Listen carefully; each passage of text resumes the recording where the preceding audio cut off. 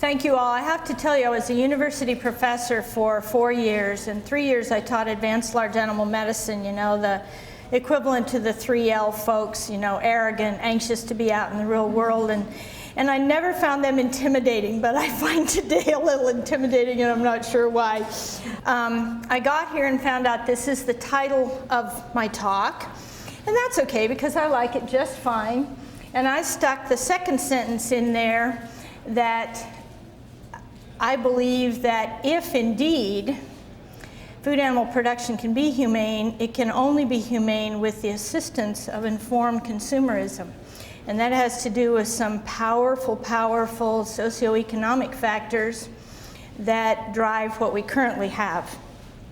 I'm assuming that I'm addressing some vegans in this room, some vegetarians, and some meat eaters. And I'm here to say I respect all those positions. I'm not here with any intent to move any one of you in any direction with respect to that decision. I just hope that you'll do a better job of it for the sake of the food animal populations. But first, a bit about me. I fancy myself a bit of a neurobiologist, a bit. And thus, I'm really interested in how it is that people form their opinions and then how they use those opinions to inform their ethics. So, I would reference this lovely little book because it's so easy to read. I sat down and read this book cover to cover in one afternoon, and I highly recommend it, about the sorts of things that we all do in our thought processes that maybe aren't necessarily valid. And I want to especially address the first one today, which is that we humans usually prefer stories to statistics. I personally happen to be on the statistic end of the bell-shaped curve. I like statistics. I like data. And I resent being asked to move my opinion based on emotions, or at least I think I do. So this presentation is a series of stories informed occasionally and a little bit with enough statistics to help you appreciate that I appreciate them.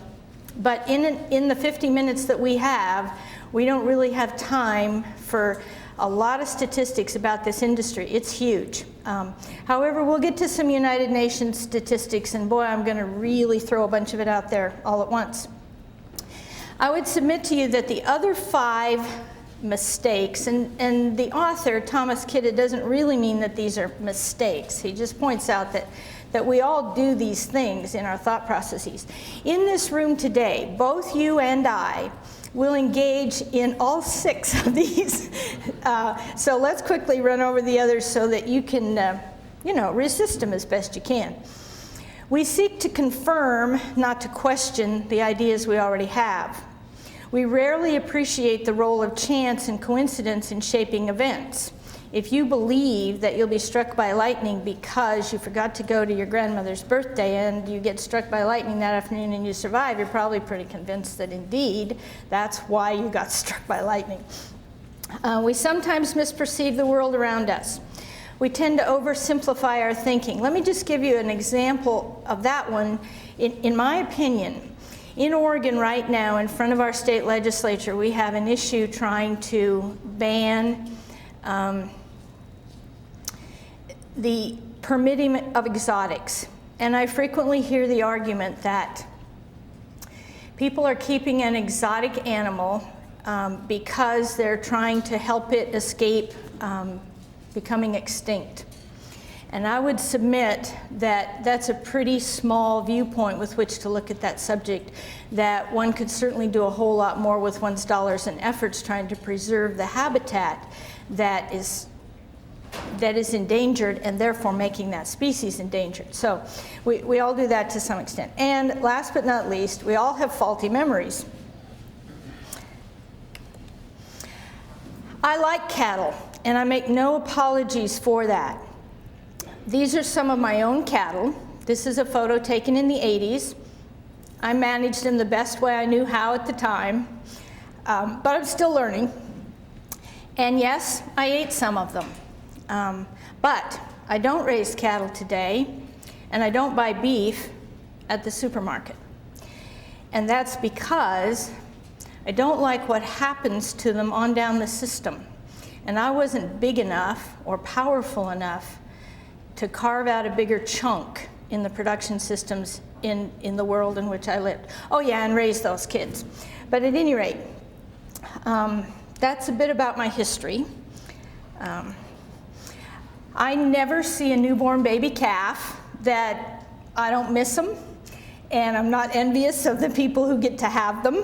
And this is from my hometown newspaper, and this calf was just down the road from me, and I'm envious. I'm going to dismiss pigs here very quickly with this one slide. I want to say this about pigs.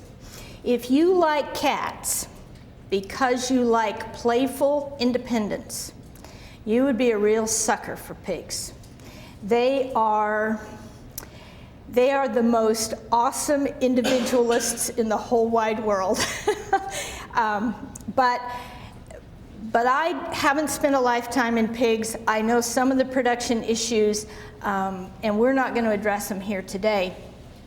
And I'm glad that I didn't try to go into pork production issues, because I probably couldn't have stayed in it. I'm also a fan of old books, and this one is marvelous. I don't own it, so I took a picture of it and copied a bit of it to share with you. In the following pages, the value of kind treatment has been urged with marked frequency, and the fact is mentioned with no apologetic intent. It is urged as a policy both humane and profitable, hang on to that phrase. What can be done to improve the condition and advance the comfort of these true friends of humanity, hang on to that phrase if you could, is in the interest of economy. There is a much needed reform in the breeding, care, and treatment of domestic animals, and the endeavor is here made to direct the way and point out its advantages. That was written in 1911 and copyrighted in 1912. It serves as the basis with which most food production animal veterinarians try to function, more or less. It's been the guiding philosophy for those of us who struggle with these issues. Let me introduce you to an organization. This is the American Association of Bovine Practitioners. There's only about 5,000 of us. These are the veterinarians who deal with livestock issues at all phases of production. Lots of the people in this organization also do other species, but if you're in this organization, cattle are a major part of your life and livelihood. Our current president, Charlie Hatcher, has listed animal welfare as the #1 concern for our profession. And you might also find it interesting that the American Veterinary Medical Association also says the same thing. That is their top concern. He also says that veterinarians are the most qualified individuals to address these issues. Today we're going to explore why the answer to that might be sort of. They need some help. This mission statement came out of a long-range planning committee that I served on several years ago. We deliberated at length over every single word, which was kind of the thing to do in those days, in the days of drafting mission statements. And I'd like you to notice particularly the phrase, improve the well-being of cattle, and the other phrase, and economic success of their owners. I battled hard for that phrase, and economic success of their owners, because I truly believed that driving production drove animal welfare. I bought into that 1911, 1912 philosophy that all we had to do was show producers how to take care of animals, and in return they would produce better, and the economics would drive the welfare issues. There was no fight for the phrase, improve the well-being of cattle, because every person in the room believed that philosophy. that we would drive that by driving economics. But we really weren't looking far enough ahead, because in today's technology, with today's technology, we are able to optimize production of food animals in a way that I question whether it continues to be humane. This is my personal relationship with that philosophy. In 1989, I started a business called Beef Profit Decisions. Prior to that time, I had spent, let's see, 89 from 72, so I'd spent 17 years in, well, except for teaching at the university, which wasn't the real world by a long shot. I'd spent 14 years engaged in what's called mixed animal practice, where I tried to be all things to all species. And I finally decided I really couldn't do that very well. And so the reason for the first word in this title of my new business was I was saying goodbye to all the other species. Not that I didn't like them, but because I couldn't do the level of job that I wanted to do and address all the issues. So profit would be the driver for welfare. I didn't have to say welfare, because if I could drive profit, I would be doing the same thing. I believed that when I created this name. Decisions is a key word here, because lots of times veterinarians, especially food animal veterinarians, are treated like technicians. And my message with this word choice in my business name was, I'm not just a technician. If you need somebody who can just preg cows, just semen test bulls, just take off toes, just do cesarean sections, we're turning out hundreds of those every year in our veterinary schools. If I'm not involved in the assessment pieces and evaluating the data, then I really wasn't interested in working for that account. I would draw your attention to the fact that this slide has no phone number, no email, and no mailing address, because I didn't need those things. I had more work than I could possibly want with this philosophy and providing this service. I got to pick my clients, and that's a luxury not everybody gets in this world, and it took a long time to get there, but that is the case. I was rummaging around in some old presentations, and I found this slide. This is my title slide from a presentation I gave to veterinarians. This is a 2002 presentation to a bunch of veterinarians.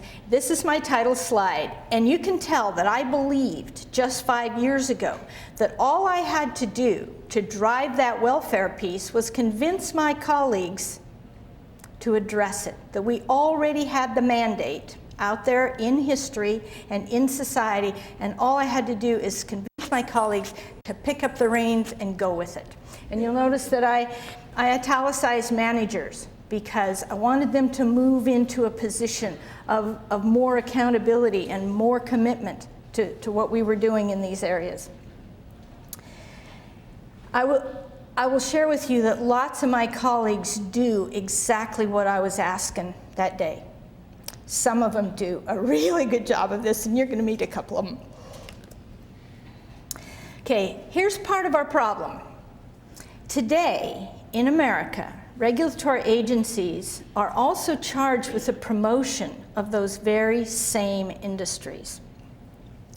If you accept the historical equation that production equals welfare, then there's nothing wrong with regulatory agencies also being promotional agencies, is there?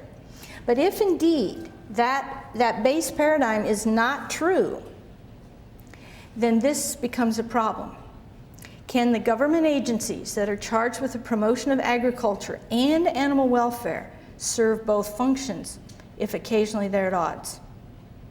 This is sort of equivalent, perhaps, I just throw this out there for you guys to analyze.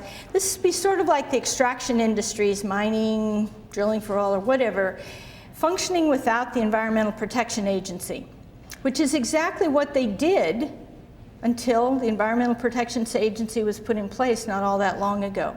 So perhaps we have a parallel situation here. So here's our big question for the day. Does optimum production guarantee good health or welfare in the case of our food animals? Here's my answer. This is the thesis of our presentation here today, and I want to try to get to this by offering you a few examples of specifics. I picked one from dairy, one from the feedlot world, and a couple from the cow-calf sector. Not because these are the burning issues in any one of these sectors, but because they're kind of short and to the point, and I can hopefully give you the economics around them well enough that we can address them. So, whose help do we need? I believe we need the help of informed consumerism. And that's why we're here today.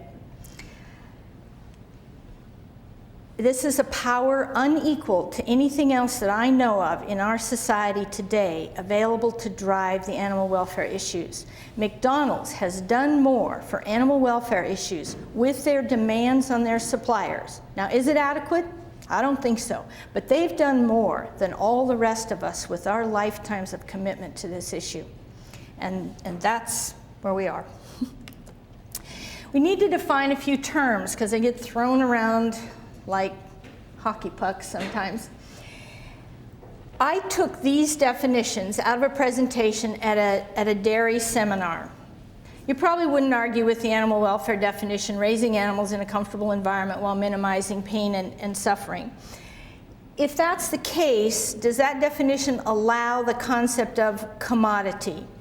Are cattle the same as wheat?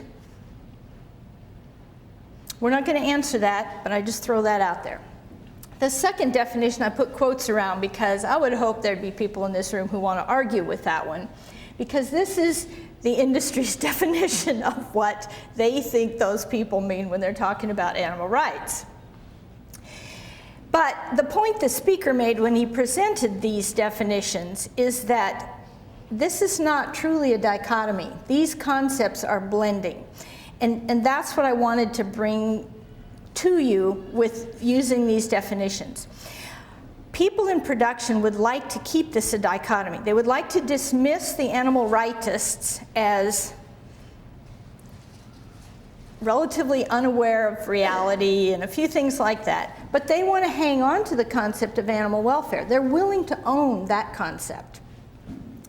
And I think the reality is that we're living in a time in history where these two items are not that distinguishable. They really can't be that separated. And we can't dismiss those people who are discussing animal rights. Now, obviously I'm not the only person who thinks this. Oxford University just created a Center for Animal Ethics. The most prestigious institution in the Western world somehow thinks that animal ethics is worthy of discussion and scholarship and help.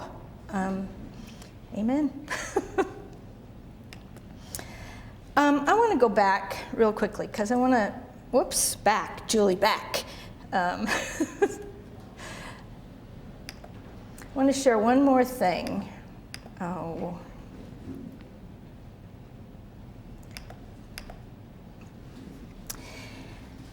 A word about responsibility for food animal production.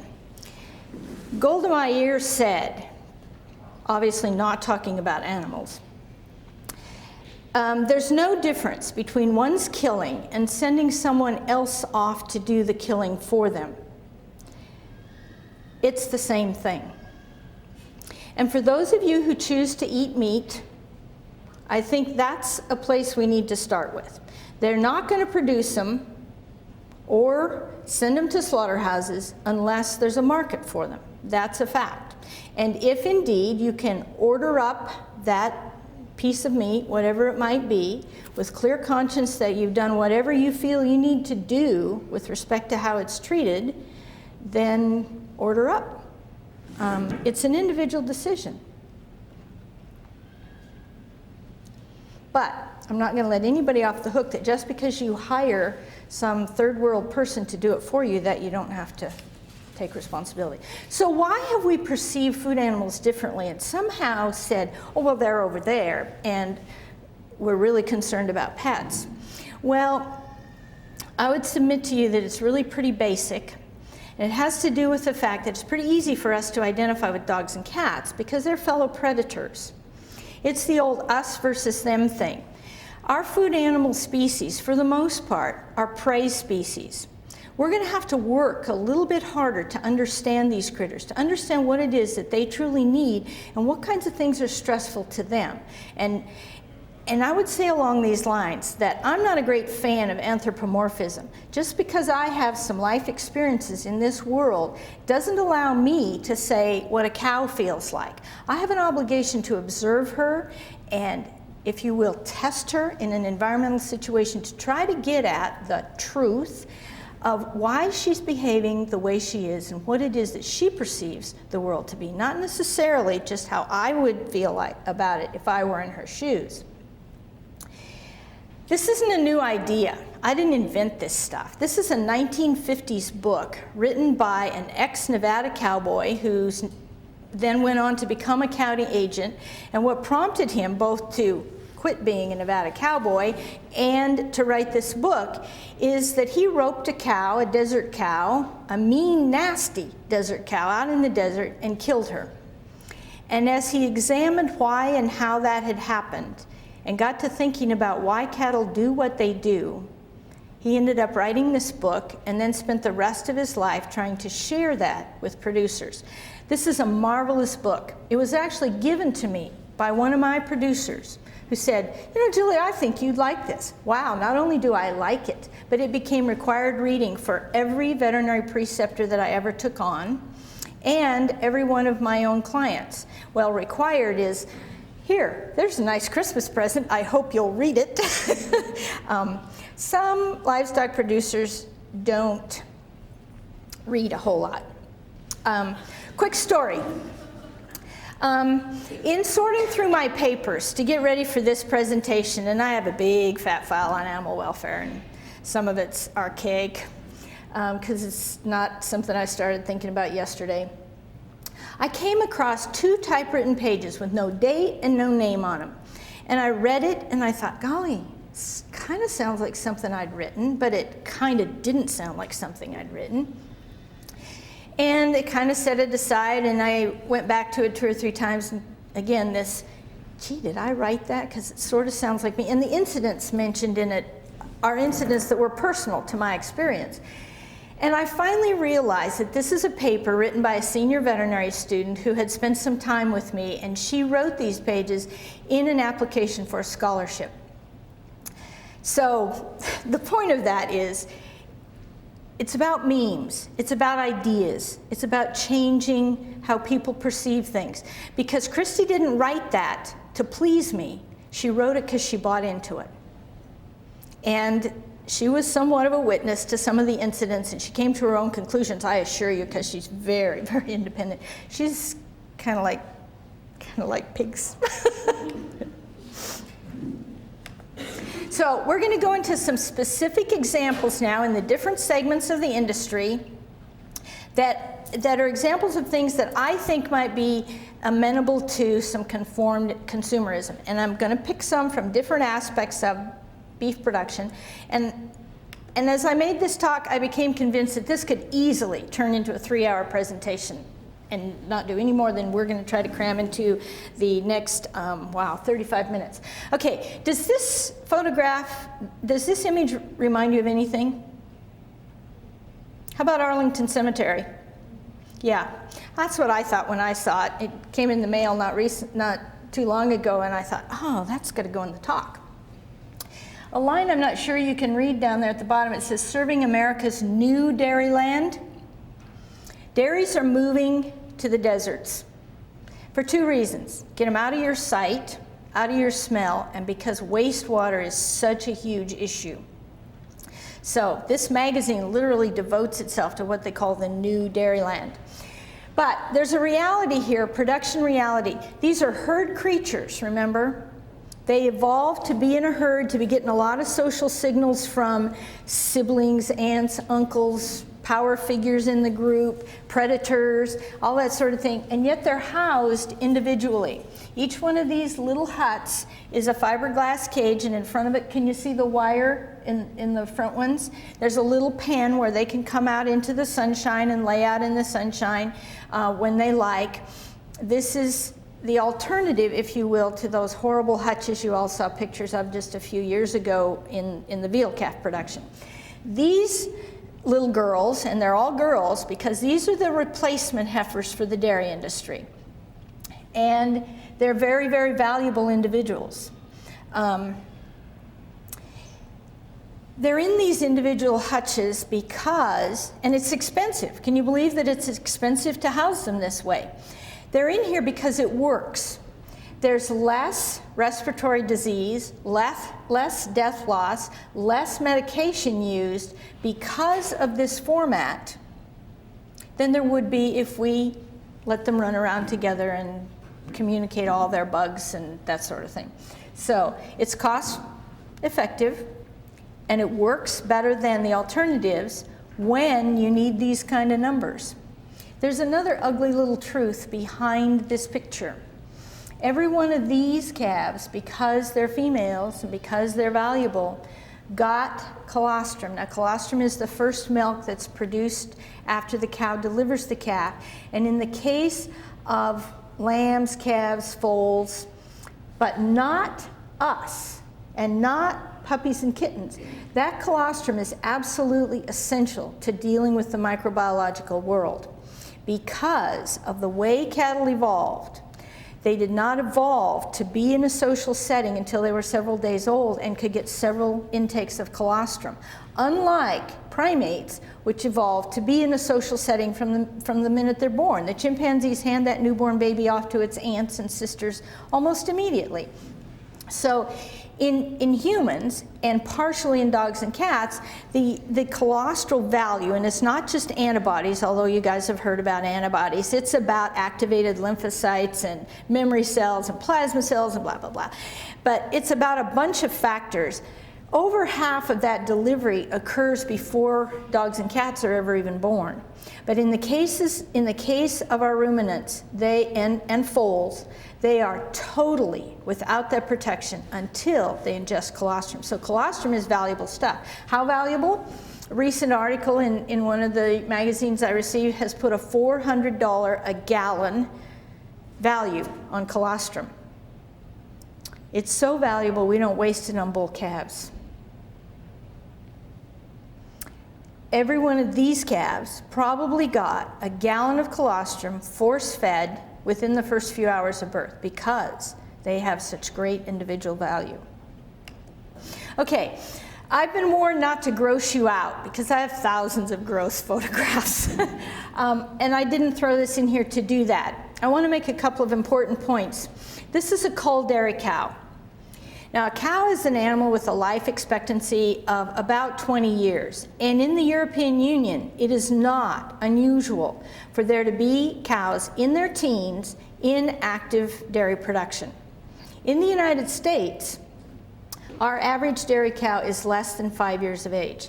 This cow is being shipped for hamburger. She's either 2, 3, or 4 years old, and I'm just saying that based on some physiologic features, the state of her udder, and that sort of thing. And she didn't get like this in a day or two, did she? I think that's pretty obvious even to non-production people. She's been falling off for some time. But we kept milking her because genetically she has been selected to give everything she has right up to the last minute into that milk production. And so until the day her production dropped off, she got to stay there, getting skinnier, losing her hair, obviously cheating herself in the utmost manner in order to keep producing. She is a star performer at what she's been asked to do, but she's going down the road at a very young age because it's too much. One more thing I want to draw your attention to. See the length of her tail? That's called a docked tail, and we're going to come back to that issue because it turns into a very informative issue. So why is it that we use these cows up so rapidly and so thoroughly? Okay, come on. There's the answer. We have, with nothing more sophisticated than selective breeding and artificial insemination, we have selected for cattle who deviate so much of their resources to one area of their body, one piece, and that is production of milk, that it compromises everything else about them. It compromises their immune system, it compromises their gastrointestinal system, it compromises locomotion. 1 in every 3 of America's dairy cows is lame. It hurts her to move. And partially it's because she's packing these kind of things around. I personally knew the cow on the left with that purple gangrenous udder, but we're not going to go there. The dairy industry cares about this. They care because consumers care. This is one of our dairy quality assurance programs to which people can sign up and submit themselves to evaluation. And they do care. In fact, they tell you they care. Animal care is #1 in their brochure. We even have the beginning in the dairy industry of what we call third-party auditor systems. In other words, there is a business called PACO that a dairy can hire to come in and make a third-party evaluation of how well they actually do these various things. So it's not that it's not out there, it's that there's not enough power behind it. So I want to introduce you to one of my heroes. There's a professor at University of California, Davis named Jim Reynolds, and he works entirely within the dairy industry. Notice, he's protected by academia. I don't know if Jim could make a dime in the real world, but he should. I want to tell you a quick story because this ties a bunch of our themes here together today. You remember that little Jersey cow with the dock tail? Well, this practice is really common in the dairy industries, and it's perceived within that industry as contributing to milk quality because it creates cleaner udders. But that assumption has come under some scrutiny in the past few years, and so the Animal Welfare Committee of the American Association of Bovine Practitioners, of which I was a member at this time, took this issue up. And we examined the literature, and there's no support for the fact that dock tails result in less mastitis, inflammation of the udder, and therefore cleaner, better quality milk. It's a perception unsupported by scientific fact. So our committee put out a statement to that effect. Our committee was headed by Jim Reynolds at the time. We were asked to retreat from that position by another committee within our same organization. We voted. We didn't retreat, but it wasn't unanimous because our colleagues, some of our colleagues, felt that they were being asked to do too much to go and sell that position to the industry.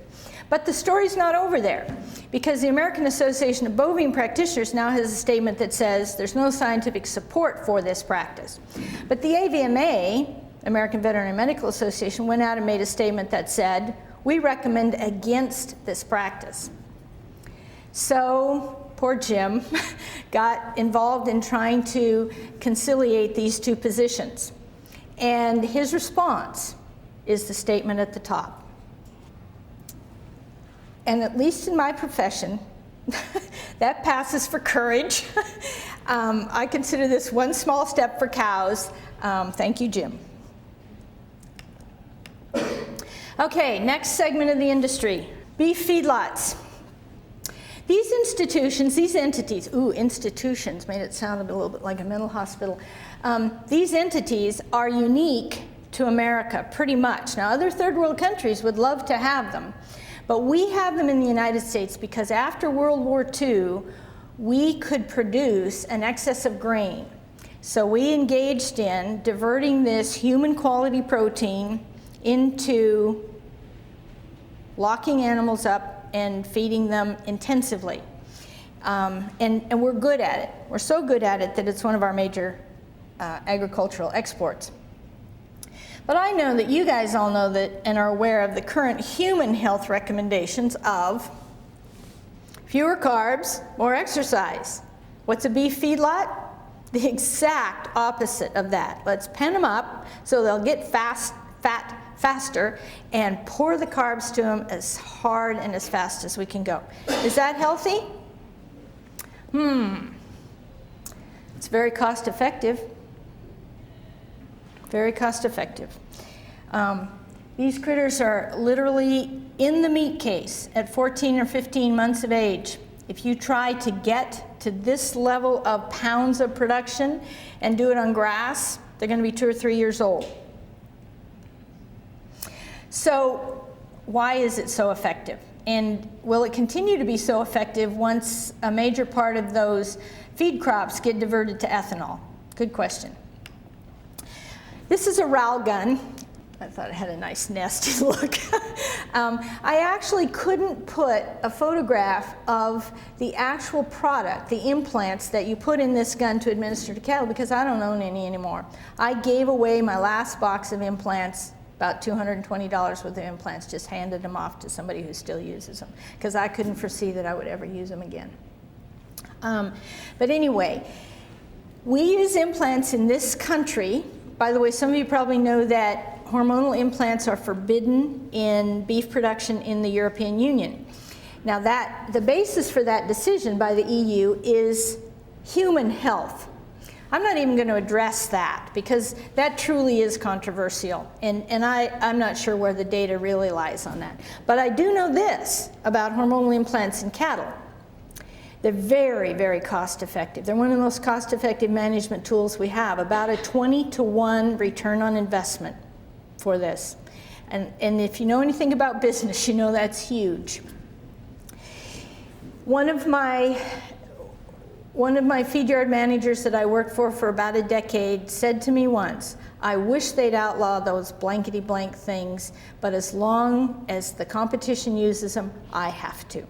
Now, some of you in this room are trying pretty hard to drive not using these because you buy what's called natural or organic, which theoretically doesn't use these products, these hormonal implants. And that's great. It's a growing segment of the market in America. It grew by about, choice for organic natural beef, grew by about 20% last year, which is huge, but even so, it only represents 1% of the total beef market. So a big commitment isn't really getting it done. So what is it that I dislike so about these implants? If they're so cost effective, and if even consumers aren't running over to oppose them. I oppose them because of what they do to the psychology of cattle. They change the social stratification in any group of cattle. They create a more aggressive element out there at the front end. Now these are prey species. What does a prey species need to do in the natural world but identify somebody in the group who's weaker than they are, right? The lions are coming tonight. So how do we make sure we don't get eaten? Make sure somebody else looks easier to catch, right? That's called bulling. These are bullard cattle. These are cattle that are bulled down. And cattle will literally identify some individual in a group, and once one starts it, others join in. It's like, hey guys, don't do this. You know, if we had teacher-educated people out there in the feedlots, they'd say, don't do that, don't act like that, come over here and talk to me. But at any rate, it's a natural consequence of putting together herd critters who are driven by the kind of demands that are made upon prey species. If you do a very thorough job of autopsying cattle that get bulled down, in other words, ridden and driven until they're literally paraplegic, if you autopsy them thoroughly, you will so often find some low-grade chronic condition. Now, I'm not sure how cattle know that about one another. We're not finding it. We, the pen riders and my doctor crews and stuff, they hadn't identified this individual as compromised, but other cattle can find them and do that, and they do. And implants add to that behavior. Are they the only factor? In all fairness, absolutely not. Two other things are huge. One is weather. 1 to 3% of cattle in America's feedlots are bullers. And it's almost entirely in the fall. Because one of the things that's hard on animals is 40-degree temperature variation in one day. And we have that a lot in the west, in the northwest, in the fall. So bullers are a fall incidence for us. The other thing that's huge, guess what? If you put together sets of cattle who are very, very different, it's a huge stressor. Now, what do I mean by that?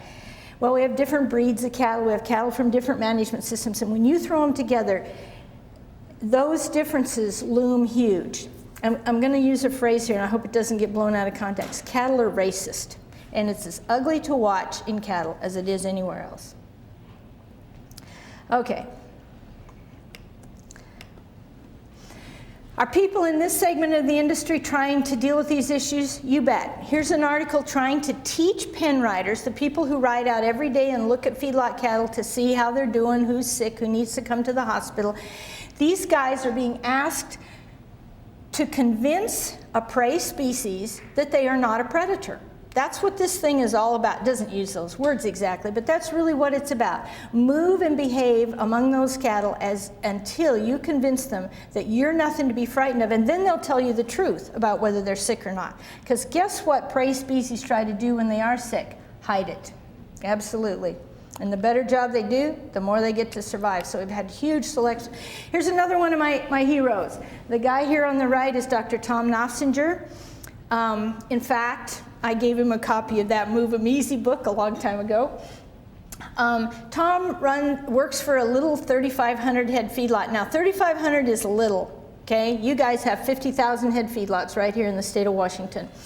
3,500 is huge, but he has 2 5-acre exercise pens. And once a week, he takes every pen of cattle in his feedlot out to the exercise pen and lets them run around for a couple of hours a day. And he believes that this is going to be cost effective and that they'll eat better, they'll have better health issues, and whatever. He's trying to work within that old paradigm that we talked about at the beginning, that if we can drive production correctly, we can drive welfare. I wish you were right. But if it doesn't pay, I think they'll continue to do it. Let me tell you the list of trade-offs, though. Here's what he's hoping. We'll decrease dark cutters. Dark cutters are animals that are under so much physiological stress when they ship that the meat cuts dark. Now, there's nothing wrong with that meat. It still gets ground up and used, but it's not going to be in a steak and stuff because it's dark. And it's dark because it's full of lactic acid. And it's just as if you ran the marathon and then you contributed your muscle tissue. Less dark cutters, less shrink. Shrink is how much weight you lose because you're too dehydrated and too stressed to take a drink of water. Employee morale, because the employees actually love to take these cows out and watch them bucking and playing out there in the little 5-acre lots. And public perception of this lot. If this is a custom feedlot where a rancher pays you to take care of his cattle to finish them, perhaps he'll use your lot because he thinks you're kinder, gentler. Okay, I want to introduce another quick management that's really common. This is hot iron branding. It's pretty much confined to the cow-calf segment. Oh, I shouldn't say that. Lots of stockers still brand. It's a common practice, especially in the West, and it's performed with great pride. These are family symbols. They're on the side of the truck. They're on the side of the barn. They're registered with the state. These family symbols are usually tied to a whole lot of pride. The day I first defined a hot iron brand as an intentional infliction of a wound serious enough to create a lifetime scar, I came to see brands very, very differently. I no longer have a registered brand. I haven't put it on a cow in a long time.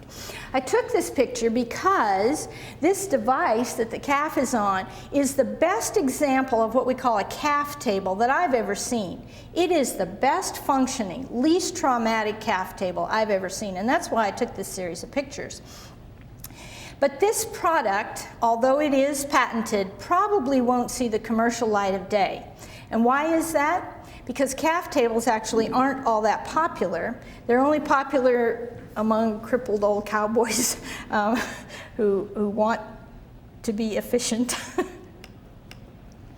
Because the real reason we brand is different. It's fun. It's a social event. It literally, in cow-calf desert country with a lot of big outfits, literally defines an entire month of the spring where you get yours done and then you go to all the neighbors and help them do all theirs. It's a huge piece of tradition. You'll notice I've circled the phrase, in this was a little local magazine. In this magazine, they actually call hot iron breeding hide art. I thought you guys might enjoy that.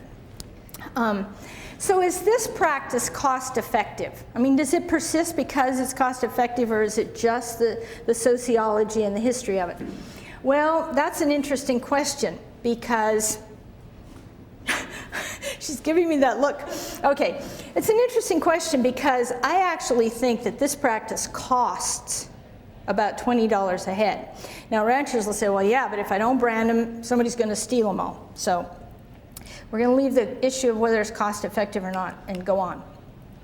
Another quick issue. This is a starving desert cow. She's hungry. I took that picture just this March. She lives in the desert and she's starving because we've been having a lot of droughts. And guess what? We blame the desert.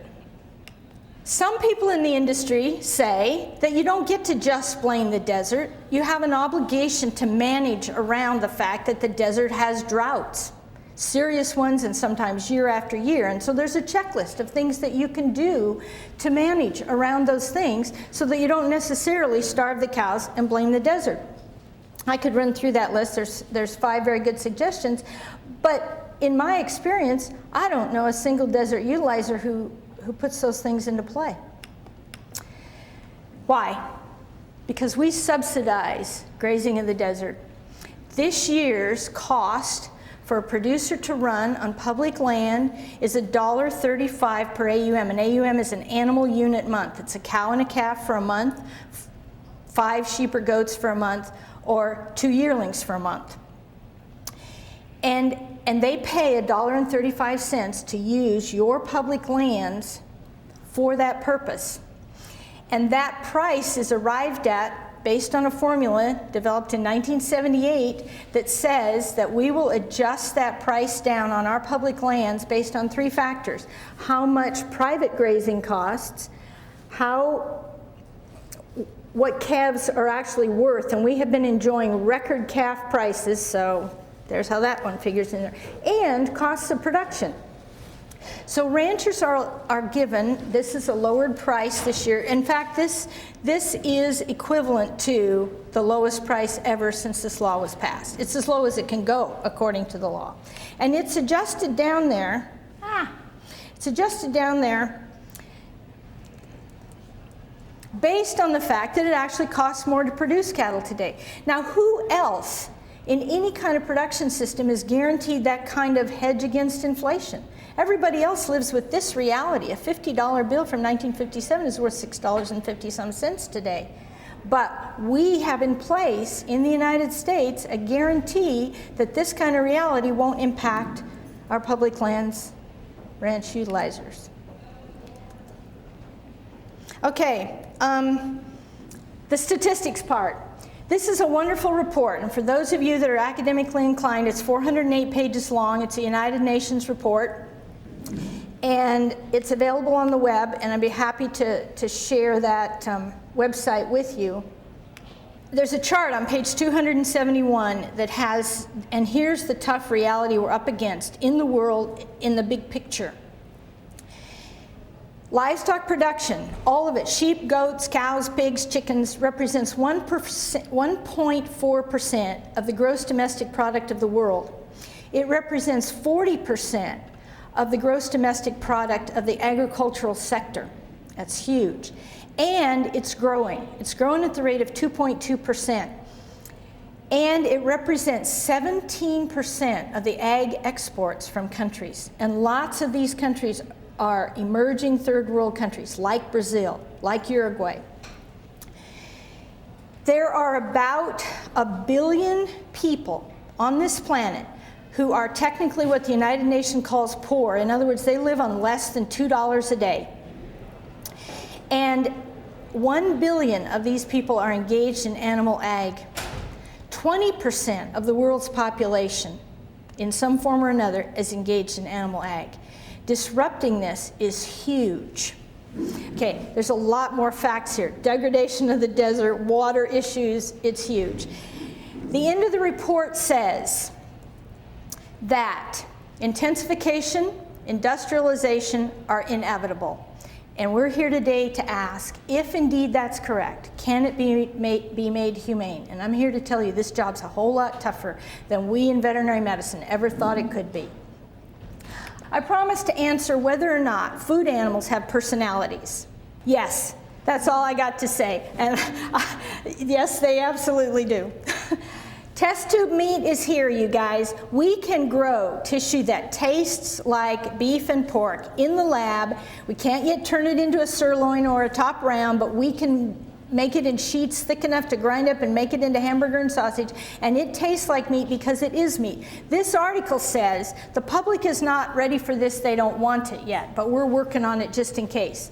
Maybe some of you actually want it and you need to tell the industry so. Horse issues, can we afford prey species in our world?